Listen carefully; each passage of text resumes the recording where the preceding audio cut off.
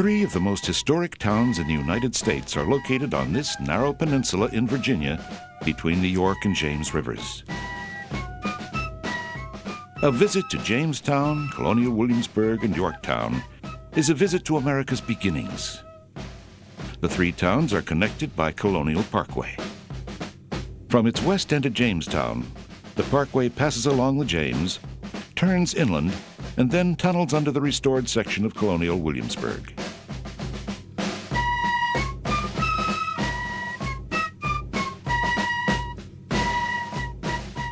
It continues on through park-like woods and along the York to its western end at Yorktown.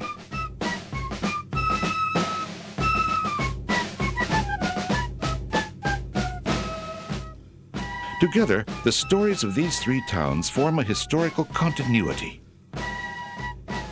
Each one illustrates a specific part of the chronicle, which had its beginnings in England nearly 400 years ago. In the reign of Queen Elizabeth during the last half of the 16th century, England became a great European naval power. Elizabeth was called the Virgin Queen, and Virginia was named for her. One of her courtiers, Sir Walter Raleigh, was the driving force behind several early attempts to establish English colonies in the New World. His vision was clear. "I dream," he wrote, "of a new English nation in Virginia." Jamestown was the first permanent English settlement in America, the first phase of Raleigh's dream. Williamsburg was the scene of the full flowering of English-American culture in Virginia.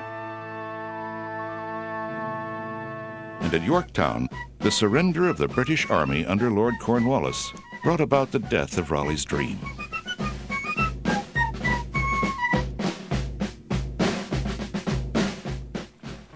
As a community, Jamestown no longer exists. This is where it once stood, now a grassy park on the shore of the James River. You can read about Jamestown in history books and enjoy a pleasant stroll in this place where Englishmen braved the wilderness to establish a new home in the New World.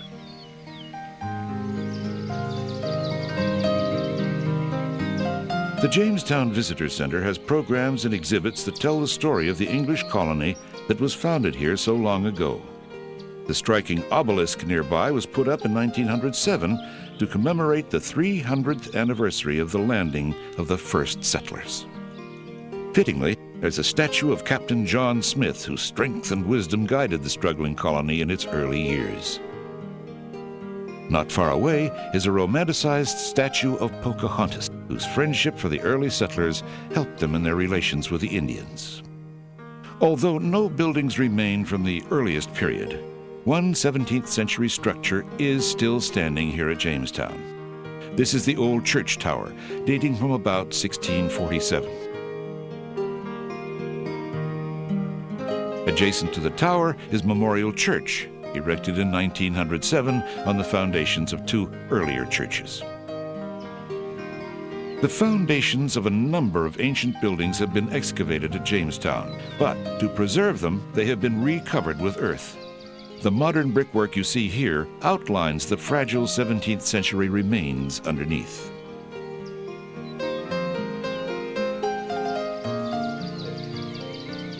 But relics and monuments sometimes seem impersonal, remote from real flesh and blood people. We need imagination to bring these long-gone people to life, to see buildings rise from ancient ruins. Why did those Englishmen come here? What sort of people were they? What was Jamestown like? What was life like in that far-off world of 1607? King James I succeeded Elizabeth and shared her determination to establish colonies in the New World. But his interest was less in territory than in the riches the new land would supply. In December 1606, 3 small ships left England bound for America. They were the Susan Constant, the Godspeed, and the Discovery. There were 144 men on board. Their adventure was to become one of the supreme achievements in world history, yet they knew almost nothing of what lay ahead. This was not a quest for religious freedom, as it would be for other later settlers farther north. Many of these men believed that in America there would be gold for the gathering, that all the easy wealth of a new and bountiful country would be theirs. The first landing in Virginia was at Cape Henry, at the entrance to Chesapeake Bay, on April 26, 1607. In the words of one man, their eyes were ravished by the beauty of the new land. They explored both banks of the James River. Were there moments of doubt and fear? Almost certainly. In the back of their minds was the specter of Roanoke, settled 20 years earlier and 100 or so miles farther south. The English settlers there had mysteriously vanished, swallowed up by an inviting but treacherous new continent. At last, on May 13, 1607, a suitable site was found.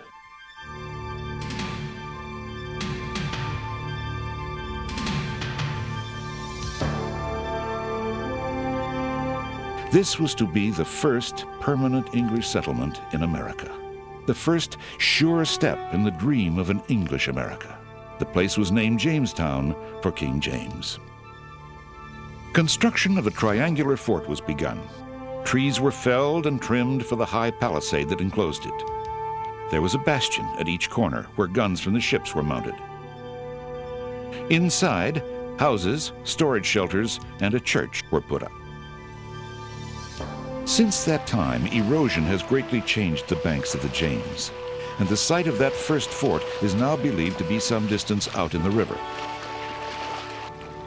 Our information about these first settlers is scanty, and the park's interpretive exhibits are based upon only a few facts, filled out with reasonable guesses. Continuing research is steadily increasing our knowledge. In 1607, the original inhabitants of Tidewater, Virginia, including the Jamestown area, belonged to a group of Algonquian tribes led by Chief Powhatan. Their country offered good hunting and fishing, and they planted vegetable gardens around their towns. There were frequent wars among the tribes, and Algonquian bows and arrows had developed into powerful and accurate weapons. The English settlers had brought with them a culture worlds away from that of the Indians. Distrust grew on both sides, and conflict was inevitable.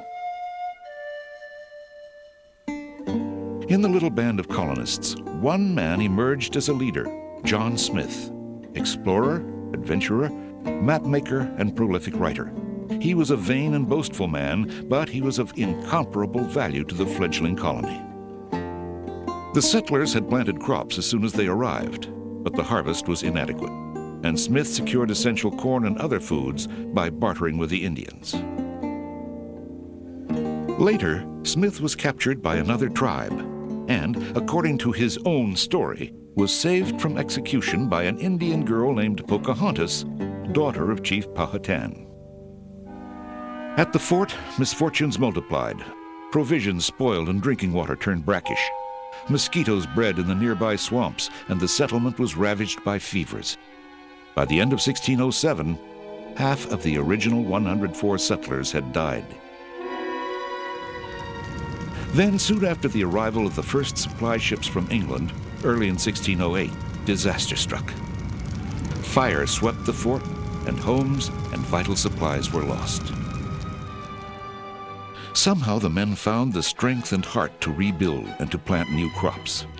The young corn flourished, and with the arrival of fresh supplies and more settlers, the spirit of the colony revived. A few tentative efforts were even made at starting industries, including the making of glass. Near the ruins of the original glass-making furnaces of 1608, a 17th century glass house has been recreated where modern visitors can see authentic glass-blowing techniques in living history demonstrations.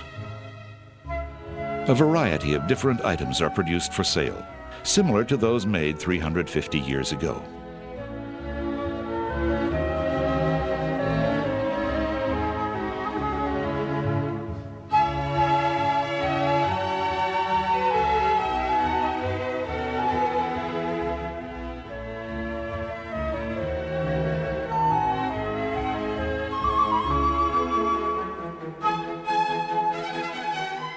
Fragments excavated at the original site suggest that window glass, bottles of various sizes, and plain drinking glasses were made in the early years at Jamestown.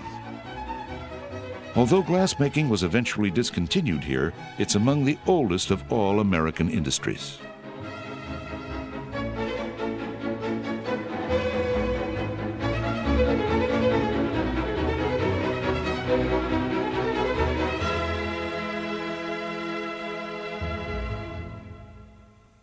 As the winter of 1609-10 approached, still more calamities befell the struggling colony. Crops failed, supplies dwindled, and the people were forced to scavenge for food. This dreadful period became known as the starving time. Increasingly, force had been used against the Indians, and at last they retaliated. It was no longer safe to go outside the palisade. Disease again devastated the colony. By spring, all hope was gone. Raleigh's splendid dream was dead. The place that first had seemed so fair had become a horror. Before this malevolent country could claim them, as it had the Englishmen at Roanoke, the survivors of Jamestown decided to abandon it. They went on board the ships and sailed downriver, bound for England, bound for home. Then, in an astonishing coincidence, before they had reached the Chesapeake, they met a fleet of supply ships.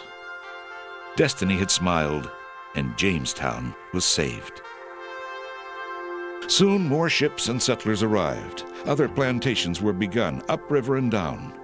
Probably for the first time, there must have been a feeling of permanence in Jamestown. The tobacco plant grew wild in Virginia and had been used by the Indians for centuries. But the smoke did not please English tastes until John Rolfe developed a new variety and a new method of curing it. In 1617, the colony exported 20,000 pounds of the weed. Soon, nearly every householder grew some tobacco along with the family vegetables and hung the leaves indoors to dry. For a few, tobacco became the ladder to wealth. Its cultivation laid the foundations for the vast plantations of a later era, which would be based upon slave labor and rich golden leaves. For the settlements along the James, this new industry meant salvation. Trade flourished, and more English men and women determined to make Virginia their home. The New World had indeed provided the gold that the first settlers had hoped for so desperately. Pocahontas, Chief Powhatan's daughter, befriended the settlers and married John Rolfe. She adopted English dress, and eventually she and her husband journeyed to England. Jamestown, located at the edge of an apparently limitless new continent, had become a thriving settlement, capital of the new English nation in Virginia, of Raleigh's dream. As the colony grew, its government needed reorganization. In 1619, in the Jamestown Church, which stood near where the old church tower is now, the governor, Sir George Yardley, convened the first representative legislative assembly in the New World. Our state legislatures and our federal Congress are directly descended from this earliest assembly at Jamestown. A pottery kiln has been excavated at Jamestown, dating from 1625 to 1640. Near it were fragments of everyday earthenware utensils, such as mugs and bowls and pots. The craft of pottery making has been renewed here, using modern adaptations of many 17th century techniques. Visitors can watch the entire pottery making process. By the middle of the century, in spite of Indian attacks, recurrent sickness, and the general unhealthfulness of the site, Jamestown was flourishing. This yeoman's house reflects the prosperity of a typical small landholder. There was even the 17th century equivalent of a row house, with homes for several families. Here at Jamestown at least, the wilderness was in retreat, and few could now doubt that the new English nation in Virginia was permanent and prospering.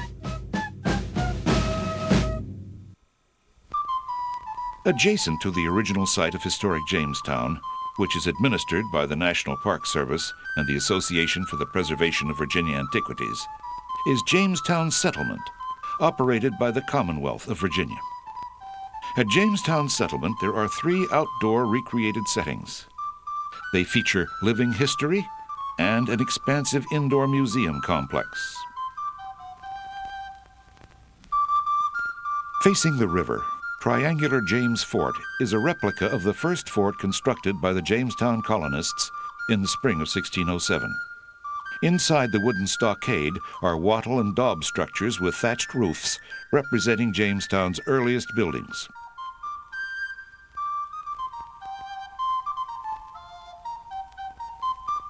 Historical interpreters are engaged in demonstrating daily colonial activities of this early 17th century period.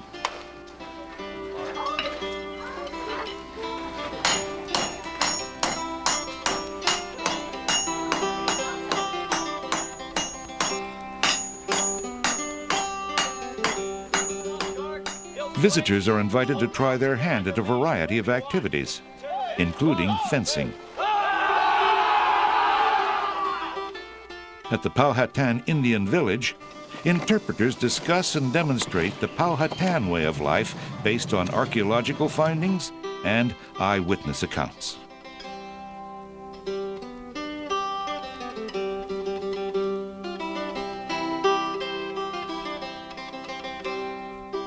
Docked along the river are full-sized reproductions of the 3 ships that brought the original Jamestown colonists to Virginia in 1607.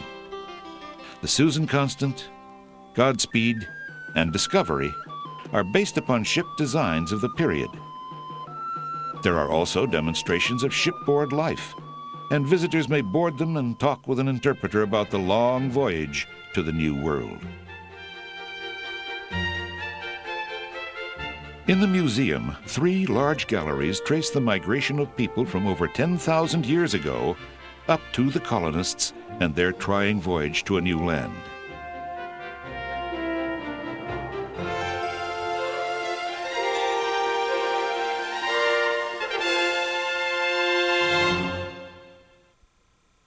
As the end of the 17th century approached, Jamestown had survived more than its share of crises. Even a rebellion of frontier landholders who burned the town. Jamestown was rebuilt, but its destruction may have focused attention on the fact that its unhealthful location made it unsuitable as the capital of a large and growing colony. The final blow fell in 1698, when the new State House accidentally burned. It was decided to move the seat of government 8 miles northeast to a town called Middle Plantation.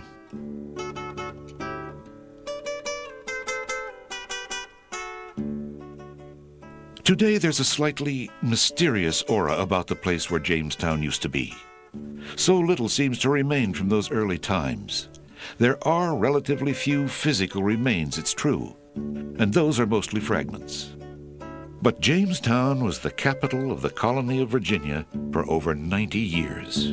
This is where America began. Virginia and all the United States are the legacies it left to the future.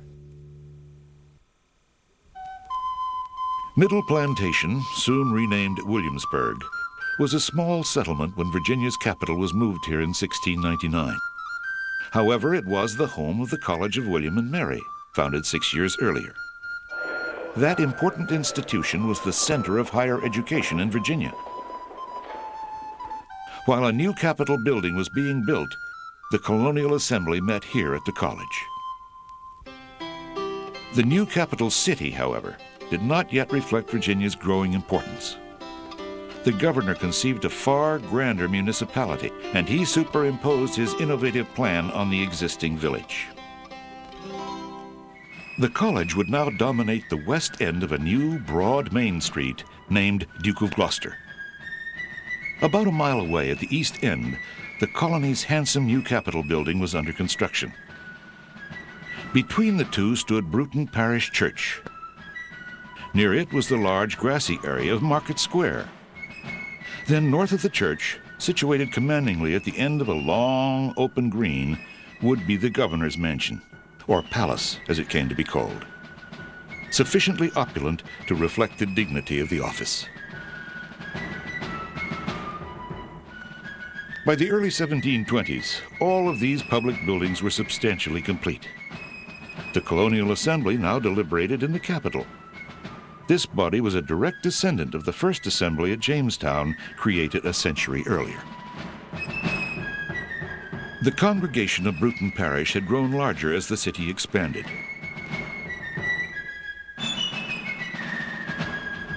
With the governor's palace, the colony of Virginia had a public building that was as splendid as any on the continent. These structures symbolized a new beginning for Williamsburg, and indeed for the entire colony. The city developed during the next half-century into a stage where world-shaking events took place.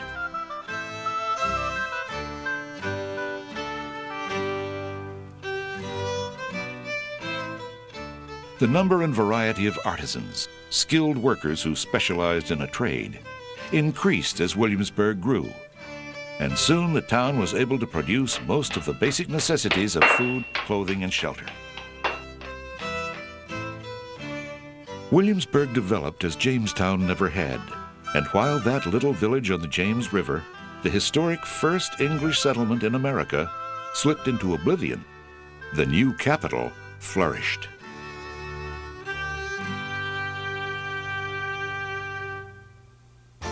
Even though Virginia's capital was later moved once again, Williamsburg, by great good fortune, did not fade away and die.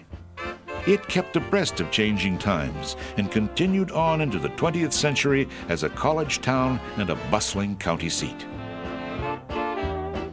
The reasons why it didn't suffer the sad fate that befell Jamestown are unique in American history.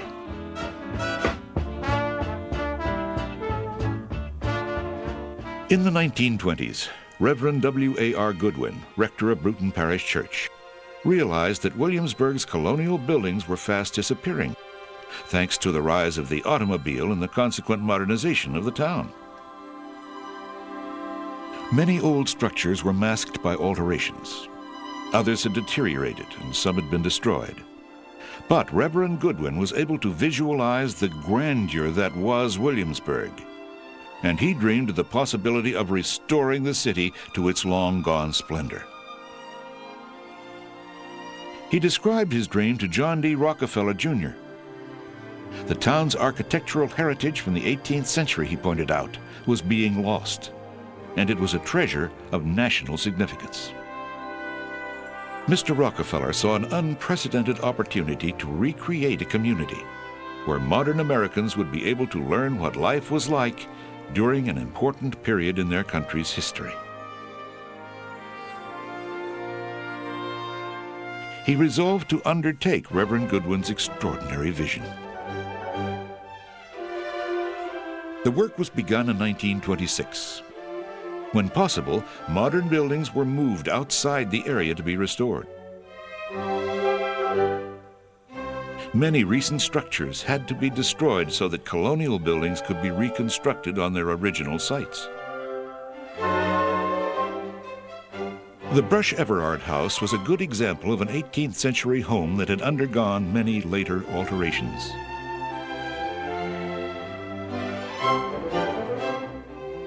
Before its restoration was begun, every feature of its construction and decoration was studied, inside and out. Modern cement was removed and replaced with an 18th century type of mortar made with lime from burned oyster shells. Layers of paint were peeled away so the original colors could be determined. At last, the Brush Everard House was complete, fully and authentically restored to its 18th century beauty. Work was infinitely more complex when the original 18th century structure had disappeared. Both the Capitol and the Palace, for example, Williamsburg's two most important buildings, had burned long before. Documentary research alone was not enough. Sites were surveyed. Archaeological techniques were used to uncover long-buried foundations. Even small fragments offered clues to building details. One historical item in the library of the college proved to be of incalculable value.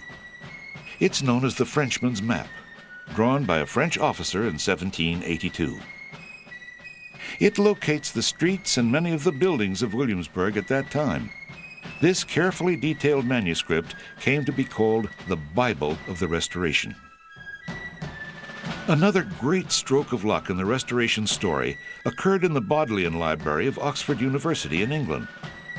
Mary Goodwin, Reverend Goodwin's cousin, and her associate, Miss Cannon, discovered an engraved plate made for an 18th century book. On it were drawings of the Capitol, the palace, and the college, showing them as they actually looked during the city's golden era. For more than 30 years, Mr. Rockefeller provided funds to acquire 18th century sites and to restore or reconstruct the buildings of Colonial Williamsburg. He and Mrs. Rockefeller, when they were here, made their home in Bassett Hall, an 18th century frame house set in lovely grounds. It was furnished by the Rockefellers with antiques and fine examples of American folk art, and it is now open to the public.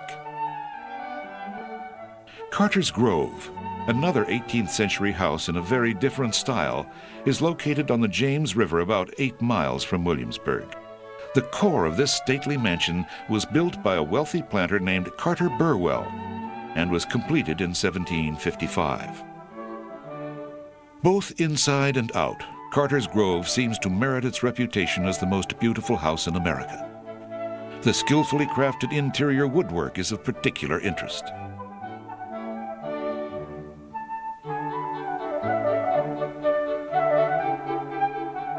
The flanking 18th century outbuildings, the kitchen at the eastern extremity and the laundry at the western end, are believed to predate the main house. They were connected to the mansion by construction in 1930 to 31. Today, the house and its furnishings date from the 17th, 18th, 19th, and 20th centuries, reflecting the lifestyle of the last family that lived here.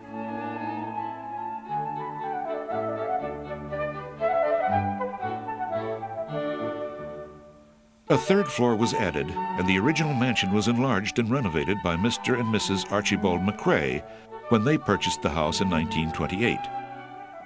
In 1969, it was transferred by deed of gift to the Colonial Williamsburg Foundation, which undertook extensive archaeological research supported in part by the National Geographic Society. The large garden on the riverside of the mansion conforms to the pattern of the garden that existed here in the 18th century.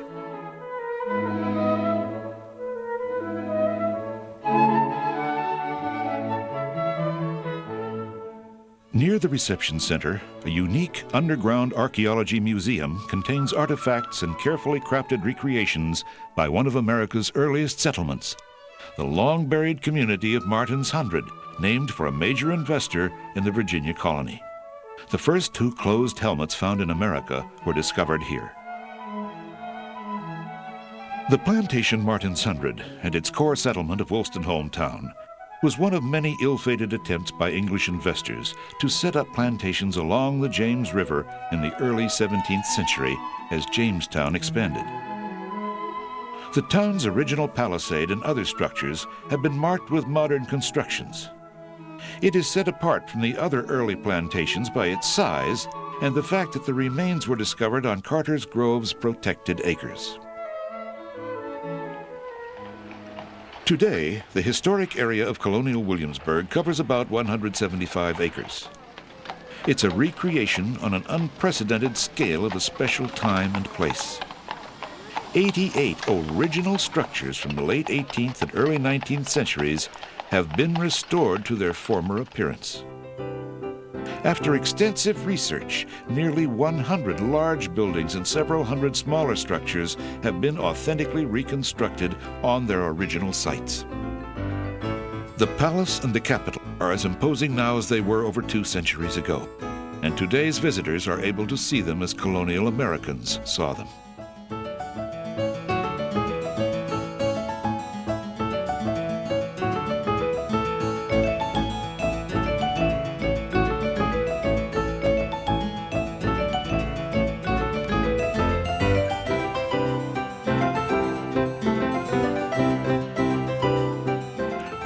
parish church is still an active church and has been since 1715.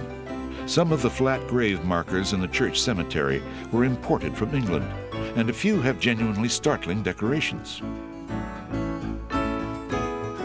Many 18th century gardens have been recreated in Williamsburg, using the designs and even the plants that the colonists were acquainted with.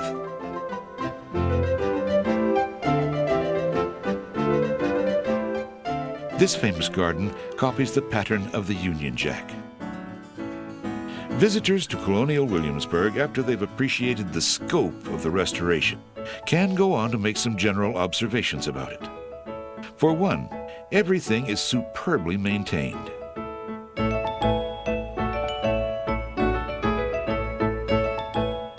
The attention that's been given to historic detail is astounding. No particular, however commonplace, has been neglected in presenting an authentic picture of Virginia's colonial capital. And this is not just a superficial alteration of old structures. Many buildings are fully furnished and open to visitors.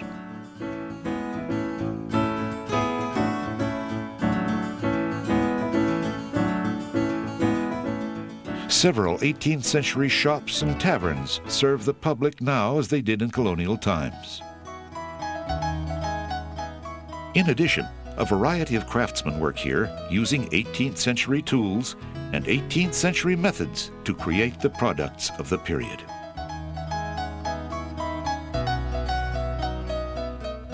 But as any visitor knows, Colonial Williamsburg is not just a history lesson. The place is fun to visit, no matter how old or young you are. You can spend your time on the popular places on Duke of Gloucester Street.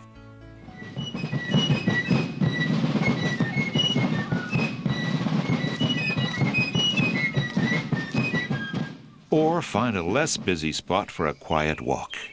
Most of all, you can see and do things here that are far from your everyday experiences. The cartridge simply inserted. A ramrod used then to seat powder, bullet, paper wads with one motion.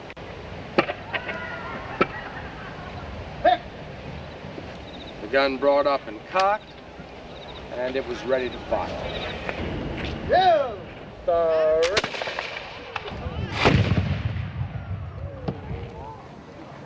It may well be that American democracy was nurtured here at the old Williamsburg Courthouse, for everyday people and others like Patrick Henry observed and debated legal injustices and the state of the colonies.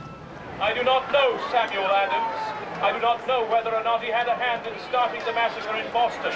I do know that bloodshed there would have been impossible had there not been British troops quartered there. The building has been restored to mirror its former image, while within, a vital link to our past is reenacted.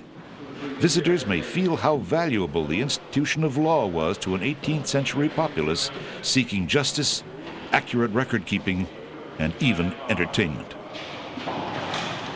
All rise. Today's visitor may elect to participate in or observe historically accurate 18th century courtroom activities, ranging from civil matters. Seems that the combatants are present. We will begin. And I cannot afford to bring a lawsuit in England. I need more time. Yes, you have your time. May you use it wisely. Thank you. Dismissed. To serious criminal cases that could end in the general court with a verdict of death by hanging. Mr. Clark, call before the court those who have given testimony today.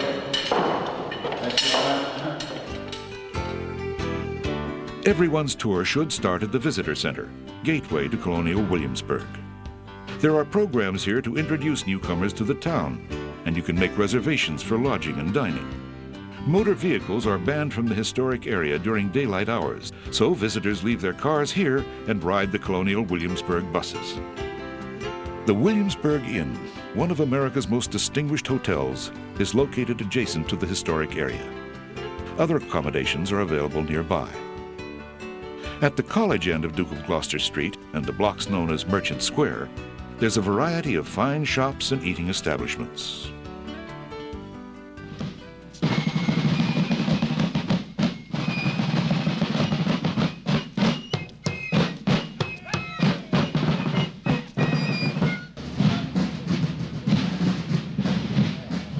From the very beginning, entertainments, celebrations, and militia musters have been held on Market Square. These were among the most thrilling times for anyone to be in Williamsburg, and this is still true today.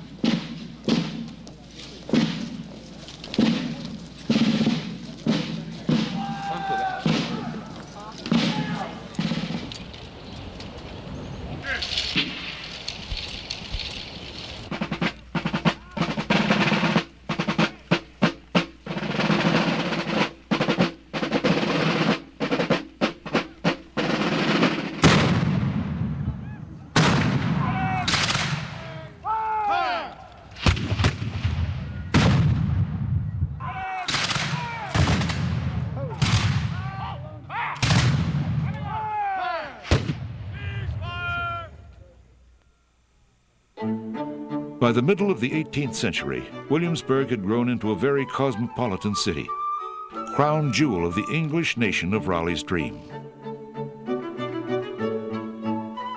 And thanks primarily to tobacco, Virginia's economy was flourishing. Now, luxury items were created by the artisans at Williamsburg. These, as well as rich imported products, found a ready local market. Many people enjoyed the luxury of more leisure time, too. Raleigh Tavern was popular with visitors and townsfolk alike. Here, besides meals and lodging, one could find a convivial game of billiards. In the Apollo Room, there might even be a lively dance.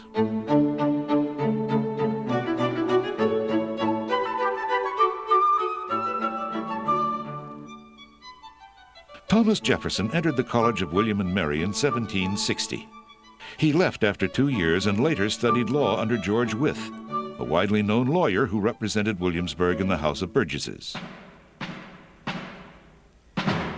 The Burgesses were soon occupied with the Stamp Act, passed by the English Parliament in London, levying taxes on the American colonies. Patrick Henry, in a fiery speech before the Burgesses, asserted that the Virginia Assembly alone had the power to tax Virginians, and resolutions to that effect were adopted. Virginia's Stamp Act resolutions were sent to the other colonies, and Americans grumbled increasingly about Parliament's interference in American affairs. But not to taxation without representation. Yes, sir, I would agree with that. Many colonists began to think about having to defend themselves against their mother country. The military aspects of the militia musters in Market Square gradually took on more significance. In 1773, colonists in Massachusetts dumped a cargo of tea into Boston Harbor to protest a new tea tax, and Parliament shut down the port. In sympathy, the Virginia Burgesses assembled at Bruton Parish Church, holding a day of prayer and fasting. To chastise these men, the colony's leading citizens, Virginia's royal governor, Lord Dunmore, promptly dissolved the assembly. The Burgesses then met at Raleigh Tavern and circulated a proposal to the other colonies to meet and confer on united resistance. The result was the First Continental Congress, which met at Philadelphia in the fall of 1774. Peyton Randolph of Williamsburg was elected to preside, and a petition was dispatched to King George III protesting taxation without representation, the dissolution of colonial assemblies, and other parliamentary oppressions.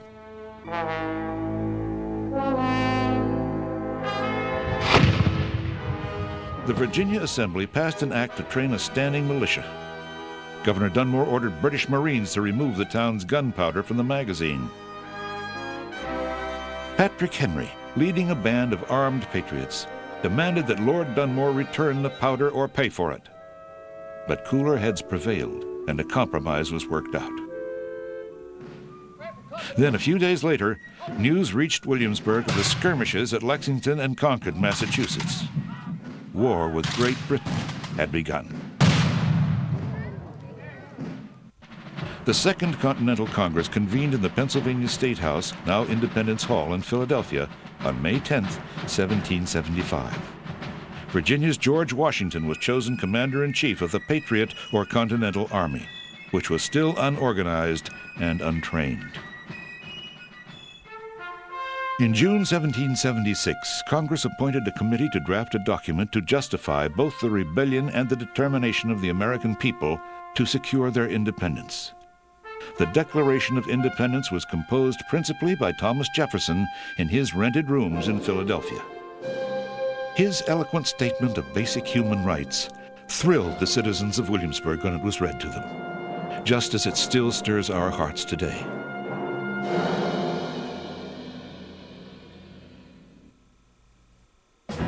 In general, the war went badly for Americans until the fall of 1777, when the victory of General Horatio Gates at Saratoga changed the course of history. The date is significant. October 17, 1777. With the surrender of British General John Burgoyne and his entire army, Americans proved their abilities on the battlefield. The triumph at Saratoga helped to induce King Louis XVI of France to bring his powerful military and naval forces into the war on the side of the United States. Now, perhaps, freedom and independence might be possible after all. Meanwhile, in Virginia, the area of settlement had expanded westward, and Williamsburg was now far from the center of population. At last, in 1780, for this and other reasons, Virginia's capital was moved again, this last time to Richmond. But the historic peninsula between the James and York rivers where America began was to have one more brilliant moment of glory, when the vicissitudes of war focused the military strategy of both sides on Yorktown. The magical name Yorktown immediately brings to mind the surrender of a large British army, the great victory for America and her ally France that assured the independence of the United States. The surrender ceremony took place on this green and pleasant field, October 19th, 1781. Today, near the field, there's a display of captured British cannon. The guns have triumphant American inscriptions added after their capture. Yorktown and its river are no longer the busy seaport they were in the middle of the 18th century. The population now is smaller, and tourism has become an important industry. The town still has a strong sense of its history, and a number of colonial buildings have been restored or reconstructed by the National Park Service. The Yorktown Victory Monument here commemorates America's alliance with France and the surrender of the British Army under Lord Cornwallis, which effectually ended the American War for Independence. The cornerstone of the monument was laid in 1881 at the centennial celebration.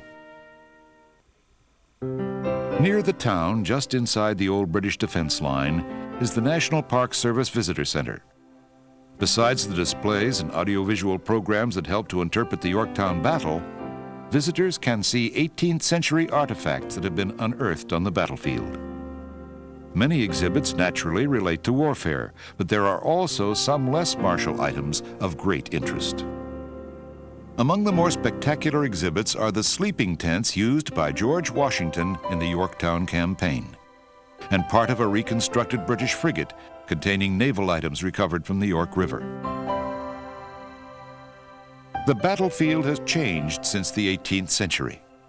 During the Civil War, Confederate soldiers dug earthworks where the old British lines of 1781 had been.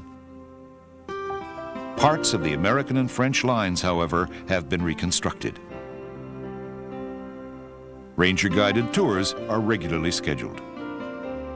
The many interpretive presentations and the carefully restored colonial buildings at Yorktown all contribute to an image of a distant era, the era that saw the end of Sir Walter Raleigh's new English nation in Virginia.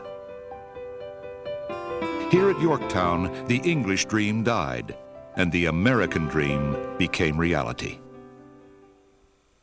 Yorktown was established near the end of the 17th century as a tobacco port, a few miles up the York River from Chesapeake Bay. Grace Church, whose sturdy walls have survived fire and siege, dates from around 1697. It still serves its congregation today. Mungo Somerwell, a local ferryman, built this pleasant home before 1707. Swan Tavern, now reconstructed on its original foundations, began serving patrons in 1722 and became the most well-known tavern in town. The Nelson House, showplace of colonial Yorktown, has been faithfully restored. At the time of the siege, its owner was Thomas Nelson, Jr., the town's most prominent citizen, then governor of Virginia and a signer of the Declaration of Independence. The house was badly scarred in the siege of 1781. Affluent merchants built their fine homes on the bluffs above the river.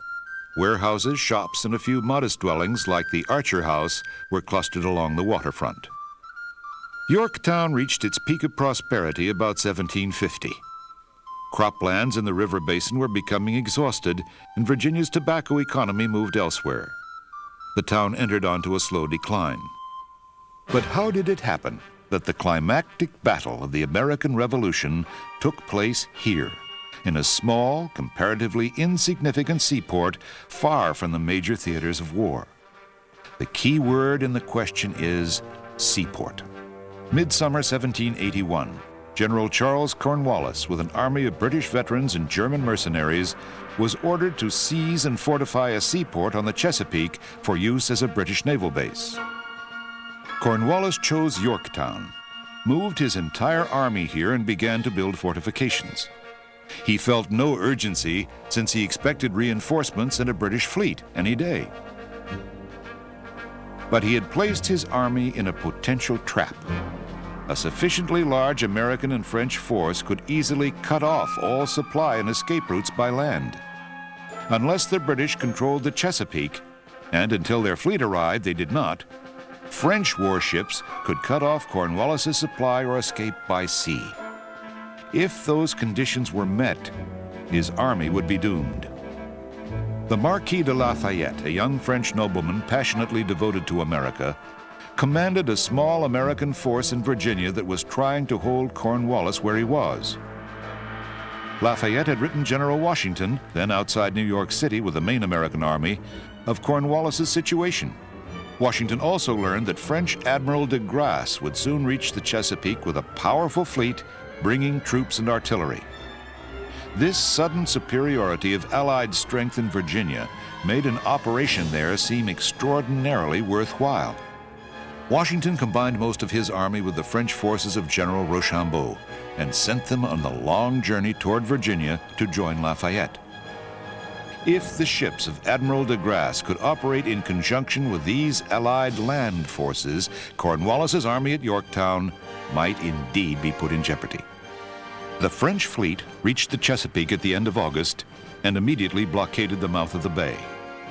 The British army was now cut off from help by sea. On the 5th of September, the expected British fleet under Admiral Thomas Graves was sighted off the Virginia Capes. De Grasse, leaving enough vessels to maintain the blockade, led his remaining warships out to meet the British. No American vessels took part in the battle off the Virginia Capes, yet its outcome decided the fate of the young United States. Admiral Graves fired first. Admiral de Grasse, on board the Ville de Paris, mightiest warship in the world, maneuvered to meet the enemy line. The British closed, and soon the lead ships of both squadrons were firing broadsides at almost musket range.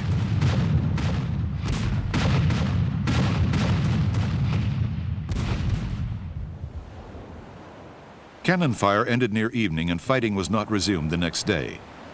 No ships were sunk during the battle, but damage was severe on both sides. The British fleet was so badly shattered that it limped back to New York for repairs. There, public sentiment was not poor Admiral Graves, but poor Cornwallis. The French had won a magnificent victory. The Chesapeake now belonged to the Allies, and Cornwallis's prospects began to look grim. Today's visitors might pause while touring Yorktown and its battlefield And remember that during the siege of 1781, this quiet community, this gentle landscape, shook with the thunder of cannon and shell. Many men of many nationalities were wounded and killed. Here, in what is now a peaceful, shady grove of trees, General Washington set up his headquarters and planned the strategy that led to victory. Superior numbers of men and cannon contributed, of course, but it was men and cannon ideally deployed that created the Allied triumph. After the British fleet had been driven off, Allied land forces continued to mass for the assault on Cornwallis. On September 14th, Washington and Rochambeau rode into Williamsburg. The local artillery fired a thunderous salute. Washington made his headquarters here in the home of George Wythe. The Allied armies moved on Yorktown and, meeting no resistance, took up their positions around the town. Before the end of September, all was ready. After studying the situation, Washington decided not to make a direct attack, but to open a siege instead. The British defense lines circled around the outskirts of the town, and the Allies dug their entrenchments 600 to 800 yards outside the British positions. Allied artillery was hauled up, and on October 9th, the bombardment of the town and the British defenses began. General Washington himself touched off the first cannon fired by the Americans. Governor Nelson suggested his own home as a target for the gunners, pointing out that Cornwallis might well be using it for his headquarters. Allied fire on the town and the British lines grew in intensity. The fury of the bombardment continued night and day. Cornwallis's gunners returned the fire. The effects of the Allied siege artillery were devastating. There's a local tradition that Cornwallis directed his operations from the shelter of a cave in the bluff. The cave still bears his name. The Allies began a second siege line, closer yet to the enemy's defenses. However, the new works could not be completed until two major British strongpoints, redoubts 9 and 10, were captured. Separate attacks were launched on the night of October 14th. French soldiers struck number 9. Alexander Hamilton led the American assault on redoubt number 10.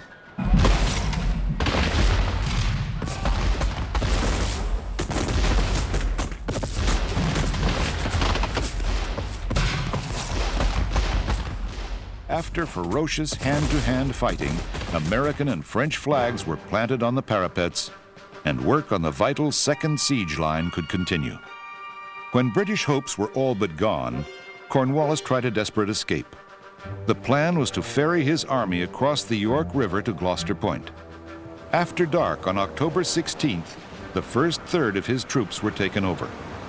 As the transports returned for more men, a violent squall roared out of the west, scattered the boats, and made further crossings impossible. Now, all escape routes were sealed shut.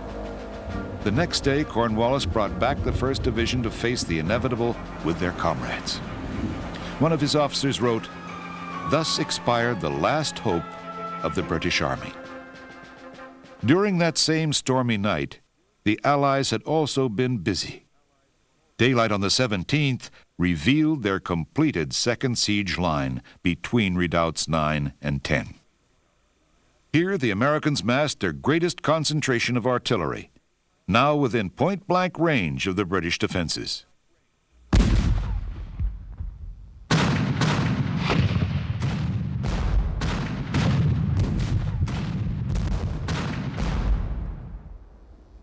On October 17th, 1781, General Cornwallis sent a flag of truce to General Washington proposing terms of surrender. It was 4 years to the day after the surrender of Burgoyne at Saratoga, the American victory that had made possible the alliance with France.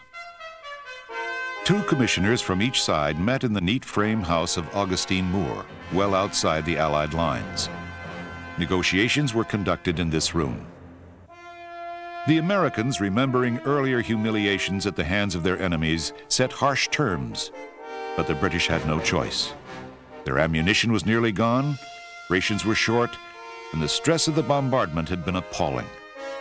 The surrender document was completed at last, and Cornwallis signed it the next morning.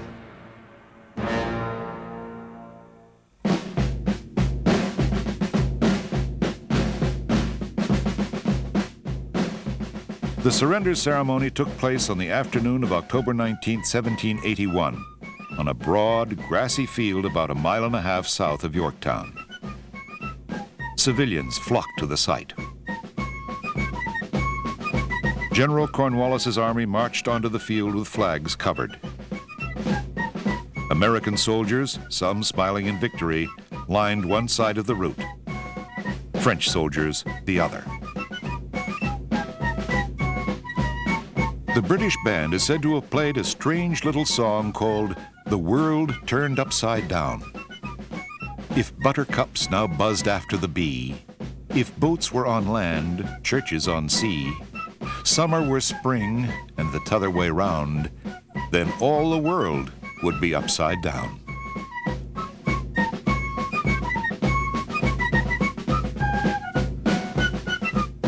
General Cornwallis was not present. He sent word that he was indisposed.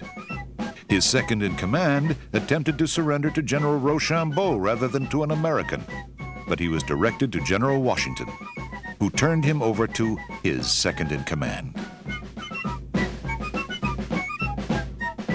British and German soldiers laid down their arms in a formal acknowledgement of defeat.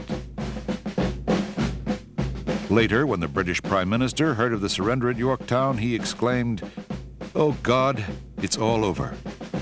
And indeed, that proved to be the case. Great Britain had lost the colonies. For most Americans, the war ended here, although Britain did not recognize American independence until the Treaty of Peace was signed nearly 2 years later.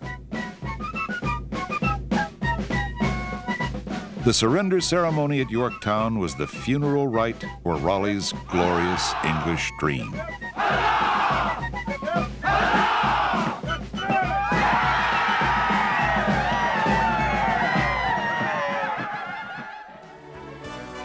Today, more than 2 centuries after Yorktown, ancient antagonisms are long forgotten. The United States and Great Britain are linked by a staunch friendship that is one of the bulwarks of the free world. We, the British and the Americans, like to call each other cousins, and so we are.